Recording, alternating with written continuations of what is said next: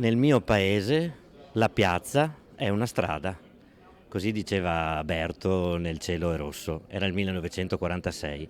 Piazza dei Caduti sarà pedonalizzata. Questo è l'obiettivo principale di quanto presentato a Mogliano in un incontro con i cittadini e commercianti, dove è stato mostrato il piano di rigenerazione urbana che permetterà l'esecuzione di alcune opere pubbliche per la città, grazie all'assegnazione di più di 4 milioni e mezzo di euro di fondi previsti dal PNRR. Abbiamo ottenuto questi fondi PNRR importanti, parliamo di 4 milioni e 600 mila euro che ci permettono di riqualificare via Don Bosco, di riqualificare Piazza dei Caduti e di chiuderla al traffico e di fare la pista ciclabile che parte da Mogliano e arriva a Mestre lungo il Terraglio, che tornerà ad essere il boulevard di un tempo, perché andremo a ripiantumare ben 100 platani che nel tempo sono stati tagliati a causa del cancro colorato. L'idea è quella di pedonalizzare una parte relativa all'area davanti al municipio e di omogeneizzare tutta la rimanente, dalla chiesa fino al terraglio, eliminando le barriere architettoniche, aumentando i parcheggi e trasformando la piazza in una sorta di salotto.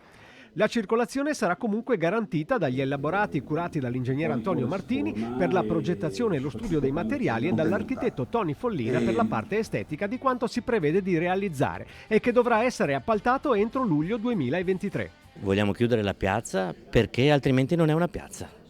Vogliamo chiudere la piazza perché ci deve essere un punto in cui le famiglie possono ritrovarsi in serenità senza dover avere l'angoscia delle macchine.